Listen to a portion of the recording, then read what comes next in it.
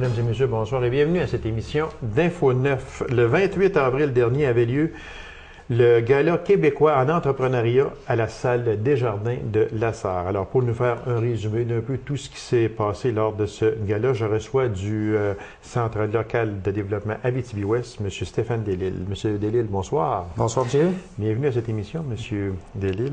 Le gala qui a eu lieu le 28 avril dernier à la salle Desjardins de Lassar, c'est un événement annuel? Oui, annuel. Puis après ça, qu'est-ce qu'on fait avec cet événement-là? C'est qu'on récompense des projets au niveau scolaire, donc entrepreneuriat étudiant, et aussi au niveau de création d'entreprises pour les entreprises de la région d'Abitibi-Ouest. C'est un gros gala, ça récompense, là, il faut le dire, ça récompense les efforts que les jeunes ont mis, parce que c'est dans le cadre étudiant surtout, hein, mais pas surtout, c'est dans le cadre étudiant. Exactement. Puis à peu près dans chaque projet qui sont présentés, il y a à peu près une quinzaine d'étudiants qui y travaillent pendant une période, jusqu'à temps qu'on dépose les projets. Si les projets gagnent, eux autres s'en vont au régional. Puis s'ils gagnent au régional, ils s'en vont au national. Ils s'en vont au national. Oui. C'est donc dire que c'est motivant. C'est très motivant. C'est motivant pour les étudiants parce que ça leur permet de pousser l'entrepreneuriat pour peut-être trouver la petite flamme entrepreneuriale qu'ils ont besoin, créer des entreprises futures, peut-être ça. Peut-être, oui. Mais puis c'est les professeurs qu'il ne faut pas oublier non plus la charge de travail en plus de donner les cours. Oui, c'est en plus de donner des cours. Ça, c'est un chapeau qu'il faut faut lever notre chapeau à ça. Puis c'est pour ça qu'on fait un gala, pour les récompenser. Parce que ces enseignants-là ne sont pas obligés. Non, ils ne sont pas obligés. Ils sont pas obligés. C'est un surplus de travail non rémunéré. Exact. Puis on y va avec ça. Fait que c'est donc dire, oui, un chapeau aux enseignants. Ah ben oui, ça c'est... Parce qu'ils pourraient simplement dire, non, moi, là, je m'occupe pas de ça. Exactement. J'ai assez d'enseigner, c'est assez d'ouvrage que j'irai pas me mettre encore plus de pression sur le dos, puis j'irai pas faire du bénévolat là-dedans. Ben c'est ça. Fait que nous, c'est ça notre travail qu'on a à faire, c'est justement d'aller la pousser, cette petite affaire-là, pour dire, présentez donc votre projet que vous faites avec vos étudiants.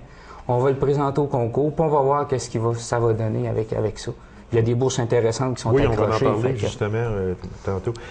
Il y a un thème à ça. Oui. Qui est Mission possible. On se rappelle de l'émission télé Mission impossible, mais Mission impossible, nous autres en Abitibi-Témiscamingue, ça n'existe pas. Non. C'est tout possible, une mission. Tout est possible. Puis c'est surtout pour au niveau scolaire où justement il y a des professeurs qui... C'est possible de présenter un projet. Donc c'est une mission qui est possible aussi pour les étudiants. Parce qu'il y en a qui disent « Ah, ben c'est dur, un projet entrepreneurial, puis tout ça. » On pense aux entreprises, c'est vrai que le plan d'affaires, il est épais. Mais on pense à eux autres aussi que la paperasse qu'ils remplissent, c'est vraiment, ils disent « Ah, je surcharge de travail. Ils sont démotivés. » Mais nous autres, on leur dit « Regardez, la mission, là, c'est possible. C'est ça. C'est possible de la remplir, ça. » C'est qui choisit le thème? C'est-tu juste qu'en jasant comme ça, on pourrait appeler ça? C'est le comité. C'est le comité là, qui est représenté par des personnes de divers organismes. C'est parce que moi, j'aime ça. J'aime vraiment ça parce que quand, dans les notes que vous m'avez envoyées, quand j'ai regardé thème choisi, mission possible, c'est vrai. C'est vrai. C'est vrai. Parce que qu'on soit dans n'importe quel secteur d'activité, n'importe quel secteur d'entreprise ou peu importe, si on ne met pas mission possible, on part du reculon. C'est mon opinion. Exactement.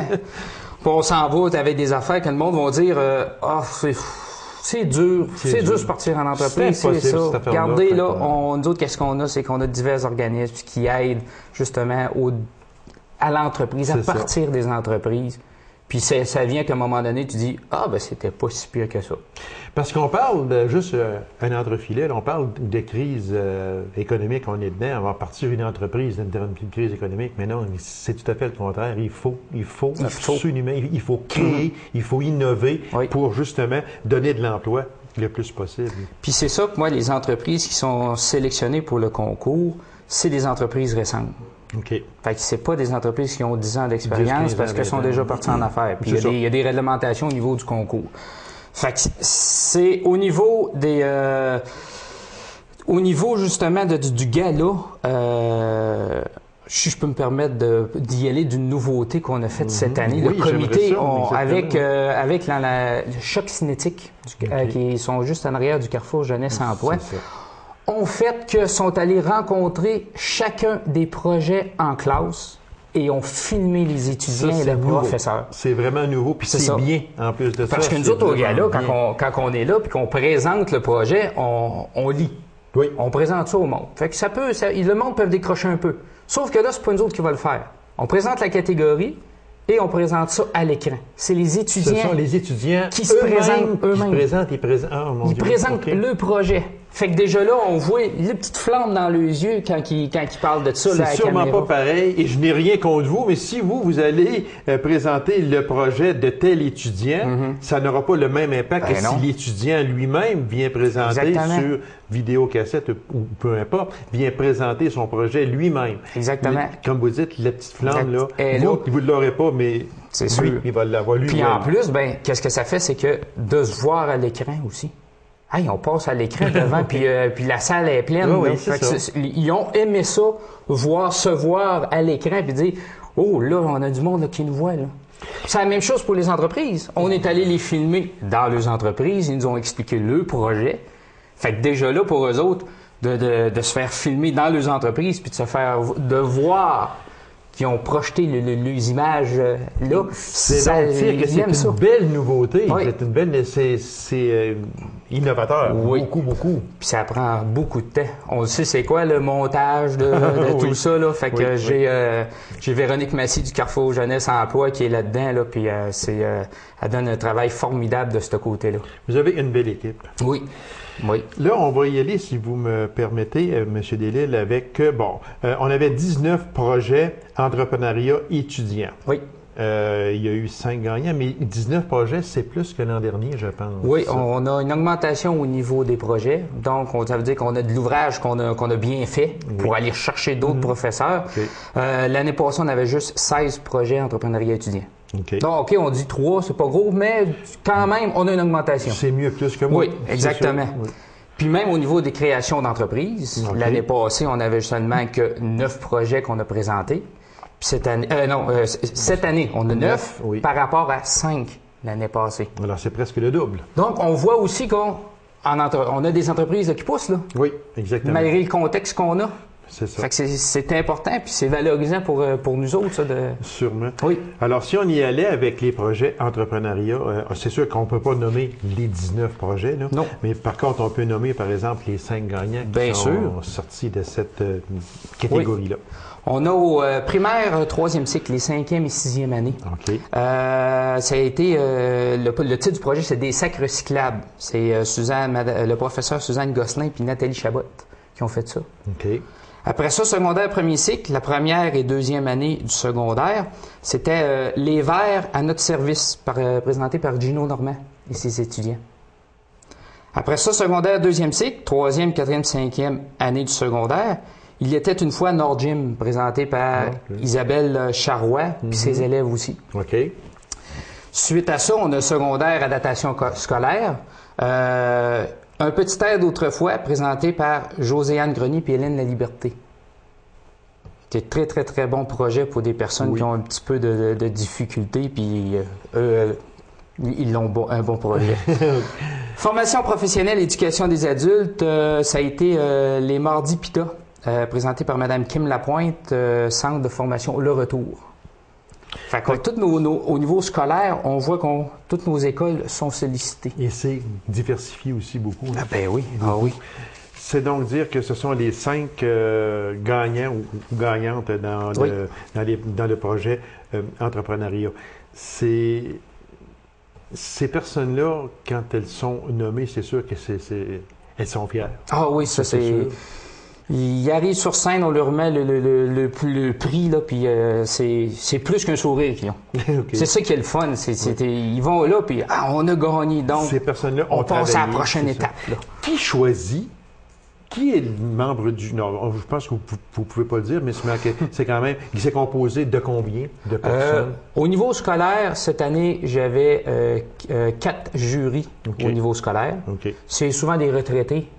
Fait qu'ils connaissent bien le milieu scolaire, ils savent c'est quoi un projet pédagogique, puis tout ça, entrepreneuriat. Puis au niveau création d'entreprise, j'en avais 4. OK. Fait que c'est tout du monde, des organismes que j'ai pris, puis que je ramasse, puis eux autres, ils lisent les documents. On se rend compte, ça prend à peu près 1 heure de délibération, c'est qui le gagnant. Maintenant, si on y allait avec les 9 projets création d'entreprise, il en est ressorti 3 gagnants. 3 gagnants. Pour l'exploitation, transformation et production, les murs Cameron de Palmarol, sorti gagnant de sa catégorie. Au niveau catégorie service, Auberge Gabriel. À Galichan. À Galichan. C'est ça.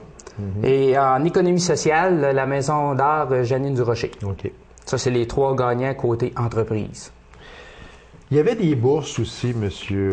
Delisle, des bourses qui totalisaient 1 500 $. Ça prend quand même aussi un budget d'environ 3 000 quelques cents dollars. 17 partenaires financiers. Moi, je trouve ça très bien parce que on récompense. Exactement. On récompense. Alors, les bourses qui totalisaient 1 500 $, elles sont réparties comment, les bourses? Pour au niveau scolaire, par projet gagnant, on donne 150 $. OK. Puis, pour les créations d'entreprise, on donne 250. Fait que ça me fait, selon les calculs, ça me faisait 1 500 $. C'est sûr qu'on a besoin de partenaires financiers. Je ne sais pas si vous en avez peut-être. Oui. On aurait le temps d'en nommer quelques-uns si vous en avez. Carrefour Jeunesse Emploi, comme je vous ai mentionné tout à l'heure avec Véronique, puis tout ça, puis une petite contribution monétaire aussi. Oui. Le Centre local de développement d'Abitibi-Ouest. C'est sûr. La commission scolaire du lac Abitibi. Ça, il nous aide aussi. Ville-la-Sarre, Emploi Québec, Mine-Horizon, Division Casa-Bérardi. Samson Bel-Air de Loïc-Tétouche, regroupement des caisses des jardins d'Abitibi-Ouest, la Société de développement des collectivités, SADC. Oui. Okay.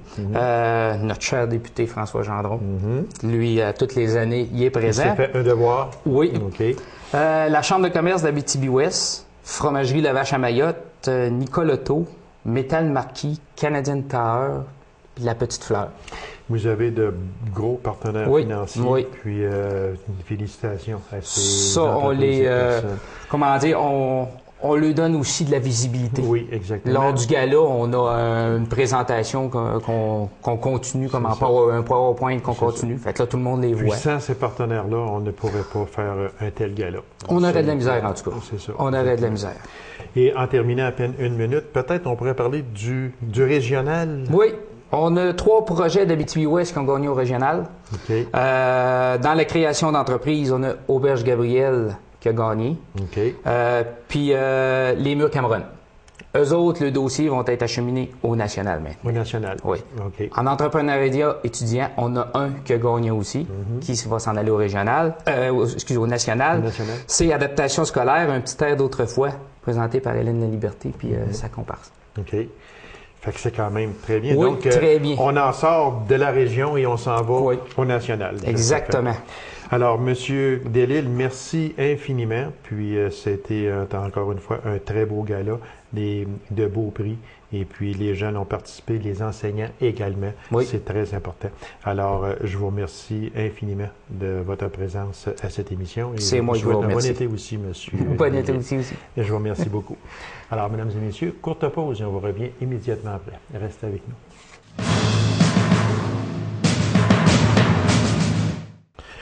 Le club de golf Betty Lassard veut opérer son chalet pendant toute l'année. Alors, pour nous en parler, je reçois le nouveau directeur général du club de golf Betty Lassard, M.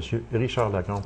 Monsieur Lacombe, bonsoir et bienvenue. Bonsoir, M. Lacasse. Dans votre nouveau rôle, on était habitué à vous recevoir dans un autre rôle. Et puis là, ben, on va se mettre à la page. On va vous recevoir également dans ce nouveau rôle. Alors, félicitations à vous. Merci. Pour cette nomination.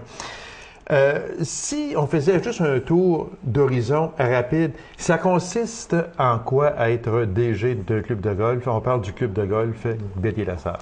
Et on parle aussi de si on peut dire la succursale du parquet, parce qu'on a aussi un toit du parquet. Ben, c'est comme n'importe quel directeur général de n'importe quelle organisation comme telle, c'est de voir à la bonne marche des activités, à tout tous les aspects de la gestion financière, humaine, la gestion des bâtiments, gestion du terrain, ces choses-là. Donc, je relève directement du conseil d'administration, donc c'est moi qui est en charge là, des deux sites comme tel. C'est un nouveau défi, c'est un gros défi pour Richard Lecomte? Oui, c'est un très gros. La Chambre de commerce était un beau défi. Oui, c'est sûr. C'était un gros défi, oui, et puis je retrouve un autre très, très gros défi. Parce que, bon, on le sait, première des choses, il y a pas d'actionnariat au club de golf comme tel. C'est pas une entreprise privée, c'est un organisme à but non lucratif. Donc, beaucoup de bénévolat au niveau du conseil d'administration. On doit s'assurer que les activités soient rentables pour assurer le développement du club comme tel. Et avec la crise, bon, il y a une crise économique, les gens ont tendance à couper dans le domaine du loisir à ce moment-là. Donc, faut faire face à cette crise-là. Donc, c'est un beau défi, surtout que, bon, c'est opérationnel actuellement à peu près 5 mois par année. Et c'est là qu'est le plus gros défi, c'est de rendre ça opérationnel sur une plus longue période de temps. C'est qu'au moment, c'est que le club de golf, on parle, quand on dit le club de golf, mais on parle aussi celui de Duparquet, là, également. Mais en particulier celui de la Sarre, qui était, comme vous le dites si bien, en opération de mai à septembre, disons là. Alors, votre objectif ou votre rôle principal, c'est de le rendre opérationnel 12 mois sur 12. C'est mon mandat. Mon mandat a comme deux volets comme tel. Là. Un, de rendre les opérations rentables. Première des choses, de le rendre rentable. D'ailleurs, les chiffres sont publics. C'est quelque chose qui est public. C'est pas comme une entreprise privée. Donc, les dernières années ont été relativement difficiles. Il y a eu plusieurs déficits. Donc, mon premier mandat, c'est celui-là, de stabiliser les opérations comme telles, s'assurer de la rentabilité des opérations de golf, et par la suite de voir comment on peut lui intégrer d'autres activités qui vont faire que le club va être ouvert 8, 9, 10, éventuellement 12 mois par année. Mais c'est mon principal mandat. Est-ce qu'on peut dire que Richard Lacombe est un homme de défi? Parce que lorsque vous êtes arrivé à la Chambre de commerce, vous avez relevé, et avec succès, de nombreux défis. Il y en avait d'autres encore aussi à relever. Vous n'êtes pas parti pour ça, et loin de là. Et vous arrivez au club de golf Betty-Lassard, et on vous donne comme mandat plusieurs défis à relever. Est-ce que Richard Lacombe est un homme de défi? Est-ce qu'il aime, en parenthèse, jouer avec les défis? Ben oui, ceux qui me connaissent bien, puis je l'ai dit ouvertement, c'est ce que j'aime faire. Quand je suis parti de Montréal, c'est ce que je faisais à Montréal à l'époque. C'est ce que je continue à faire en Abitibi-Ouest, autant que la Chambre de commerce que maintenant le Club de golf BT. J'ai besoin de ça, c'est une adrénaline, moi je trouve ça c'est super agréable. Je découvre des choses, je développe mon réseau, parce que ça fait quand même 8 ans, mais pratiquement que je suis en région, mais il y a encore beaucoup à faire. Développer mon réseau de contacts. C'est un gros défi. Moi, j'ai besoin de gérer. Je peux être, comme je dis souvent, un bon opérateur. Ça, c'est pas un problème. J'ai toute la formation pour opérer à peu près n'importe quel genre d'entreprise. Mais j'aime mieux laisser les opérations courantes au personnel comme tel, déléguer ces tâches-là et de regarder pour voir comment on peut développer. Donc, un côté visionnaire, relativement développé. On dit que, M. Lacombe, que vous avez des idées pour arriver à opérer cette entreprise-là, qu'on peut appeler entreprise, 12 mois par année. En gros, quelles sont les principales idées que Richard Lacombe veut mettre sur pied pour justement opérer 12 mois sur 12? Bon. D'entrée de jeu, il faut dire qu'on n'a pas l'intention d'aller vers des créneaux déjà développés en région, que ce soit le Club de golf BT ne deviendra jamais sous mon règne, si on peut dire, un restaurant avec une table d'hôtes et ce genre d'activité-là. On a de très bons restaurants à la Sarre. Comme il y a déjà, en Abitibi-Ouest, on est comblé. On a des auberges, ces choses-là qui offrent de belles tables d'hôtes. On n'ira pas vers ça. On va aller vers une des idées, là, peut-être à court et à moyen terme qui va être mis de l'avant, c'est on n'a pas de rassemblement genre club sportif. C'est pas quelque chose qui existe en Abitibi-Ouest actuellement. Donner l'exemple, les gens veulent aller visionner avec un groupe de copains, d'amis, la finale du Super Bowl. Actuellement, ce qu'ils font, et il y en a qui me l'ont dit, ils vont à Rouyn-Noranda et ils vont aller à Cage au Sport. Il y a l'ambiance, il y a l'écran géant, les promotions, les ailes de poulet, la bière, bon. il y a tout le package. On n'a pas ce genre d'endroit-là de développer. Donc ça, c'est quelque chose qui est facilement développable parce qu'on a les infrastructures comme telles. Donc de développer avec les infrastructures actuelles des activités qui va toucher la restauration et le bar, veut pas, mais sans toucher au créneau des autres. C'est en fin de compte de développer de la nouveauté et non pas de développer ce qui existe déjà. On veut pas copier ce qui existe et on le sait, on est dans un petit marché. On évolue dans un petit marché. On doit rester chacun dans nos créneaux. Si tout le monde s'éparpille, si tout le monde va dans le créneau de l'autre, ce qui va arriver, c'est qu'on va tous mourir. Oui, c'est ça. C'est aussi simple que ça, parce que la tarte que le consommateur a à dépenser, la tarte, ce que j'appelle la tarte budgétaire comme telle, elle sera jamais plus grosse. Hein. Non. Sauf que les points vont devenir plus petites. C'est ça. Donc, de là, l'importance de rester dans des créneaux. On fait mourir un peu tout le monde. Exactement. Mais le plus gros projet comme tel, le plus gros développement possible comme tel, c'est au niveau des infrastructures terrain. Le terrain, actuellement, on le ferme au mois de septembre, on le rouvre au mois de mai. Il y a de la belle neige là-dessus l'hiver. Est-ce qu'on peut faire du ski de fond là-dessus? Est-ce qu'on peut être connecté? C'est ça, je veux en revenir à ça, Monsieur Lacombe, c'est que est-ce que ça peut devenir un bâtiment multiservice à ce moment-là? Ah, tout à fait. Et c'est le but premier. Tout à fait. Première chose, l'infrastructure le permet. On a le stationnement, que ce soit l'électricité ou les installations sanitaires, l'installation restaurant, on a tout ce qu'il faut. Oui. Bon, on est équipé, ça c'est même pas un problème. C'est de voir comment on peut les ouvrir 12 mois par année déjà. C'est pas un problème. On peut faire des billets de stationnement, le chauffage, il est là, on a vraiment tout ce qu'il faut. C'est quelle activité sans nuire aux autres. Exactement. Quelle activité qu'on va pouvoir greffer sans nuire à personne. Il y a un exemple, sentier multifonctionnel, il passe à côté. Oui, exactement.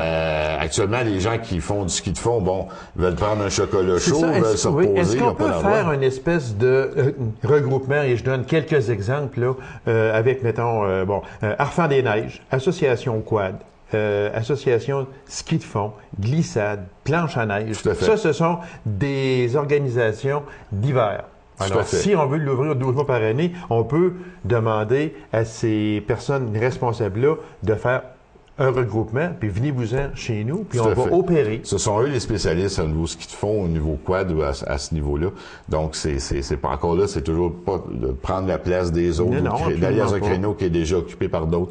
C'est de s'associer avec eux autres. On donne l'exemple du 420 pour les glissades. Exactement, oui. Peut-être qu'il y aurait, je dis bien peut-être, je lance pas une rumeur, mais qu'il y aurait possibilité éventuellement qu'on s'assoie avec la Ville de la Sarre et puis qu'on regarde s'il y a possibilité de transférer ces activités-là. Au club de golf, on a une très belle, ceux qui le connaissent, on a un allée d'entraînement qui va en pente. Oui.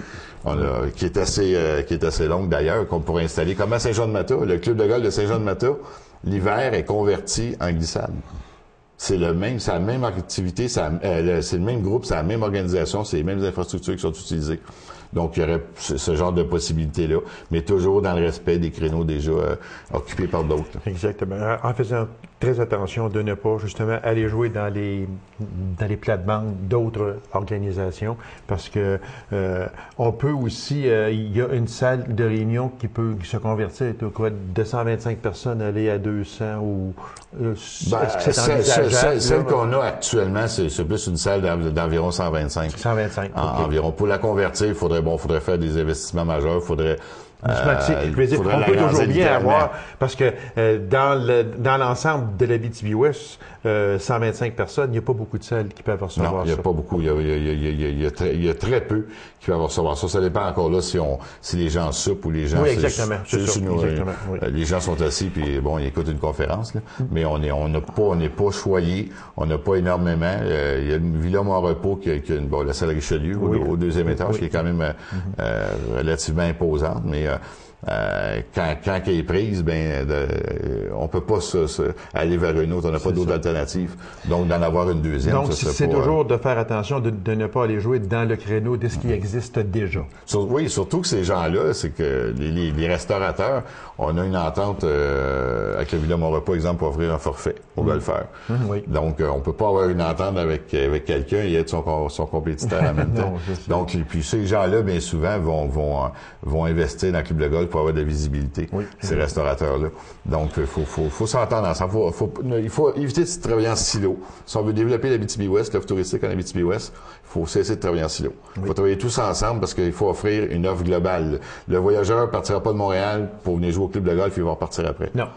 Il faut qu'il y ait un circuit qui soit établi. Voilà.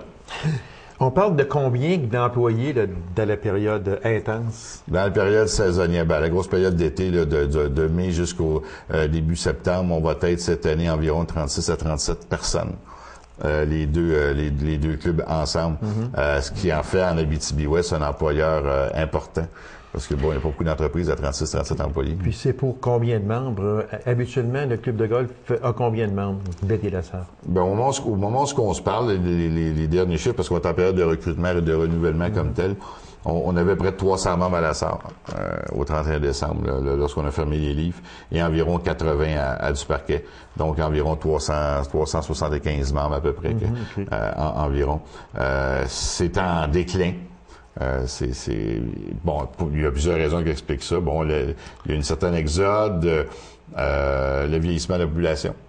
Ça aide pas non plus. Donc, il faut travailler beaucoup sur notre relève, nos jeunes, pour les initier au sport comme tel. Donc, on va à peu près de 380 membres, mais c'est quand même, on a vécu un déclin au cours des dernières années, là, qu'on va essayer de stabiliser, de remettre les pendules à l'heure. Est-ce que c'est autant d'hommes que de femmes ou bien non? Le plus d'hommes. Oui, parce que, mais je sais que chez les femmes, il y en a de plus en plus qui s'intéressent à la pratique du golf. Ben, il y avait avec raison. Peut-être qu'elles sont tannées de voir Anne-Marie aller jouer au golf, ils disent, regarde, on peut y aller l'un jour dessus. J'en connais, il y a de très bonnes joueuses de golf comme telles. De plus en plus, les femmes, puis ça, on le retrouve dans toutes les sphères d'activité. Oui, exactement, oui. Que ce soit à la chambre de commerce, travail, vous l'aviez aussi. Chambre de commerce, c'est la moitié du CA qui est féminin. Okay. Donc, on retrouve, actuellement, il y a plus d'hommes pareils, mais on veut démystifier ça aussi, c'est un aspect important que vous mentionnez. On veut démystifier. Le golf a encore une perception de snobisme pour gens riches. Ce genre de choses-là. Ça, c'était là longtemps. Il y a des gens qui m'ont déjà dit, il n'y a pas si longtemps, ça a l'air d'un beau sport, j'irais bien, mais j'ai peur de déranger parce que les golfeurs en arrière de moi vont jouer ça, c'est un fait. bien. Et, oui, exactement. Ça, par donc, exemple. J'ai peur de déranger parce que moi, je ne joue pas souvent. Pas assez vite. Puis le quatuor qui s'en vient en arrière, ce sont des experts. Fait que, regarde, je les retarde, j'aime pas ça. Il y a de l'éducation à faire. Il y a de l'initiation, c'est des séances d'initiation que j'aimerais amener comme telles pour soit pour l'âge d'or ou pour les plus jeunes ou peu importe, monsieur, madame, tout le monde. Si tu vois, monsieur, madame, tout le monde. Oui, exactement. C'est un OSBL, c'est un organisme public. Oui. Le terrain, si monsieur qui joue 180 pour 18 trous veut venir jouer, il est le bienvenu. On va s'adapter. Et puis, on va l'initier, on va l'aider. Et puis, on va en faire un club populaire. Là. Ce n'est pas un club privé, de toute façon. Plusieurs tournois encore cette année, sûrement. Les mêmes tournois qui reviennent annuellement. Oui, il y a toujours les régionales qui reviennent toujours avec les autres clubs de l'Abitibi-Témiscamingue, puis les tournois de compagnie. Évidemment. Voilà. Monsieur Lacombe, bien, merci beaucoup. Puis, bonne saison au club de golf Betty-Lassard. Puis, on vous souhaite, comme je l'ai dit, de relever tous les nombreux défis dont vous vous êtes mis à l'avant-scène. Puis, je vous remercie infiniment. Et encore une fois, bon été à vous. Ouais, merci à vous, M. Lacombe. C'est moi qui vous remercie. Alors, mesdames et messieurs, merci d'avoir été là et on se donne rendez-vous à une prochaine émission d'Info 9. Au revoir.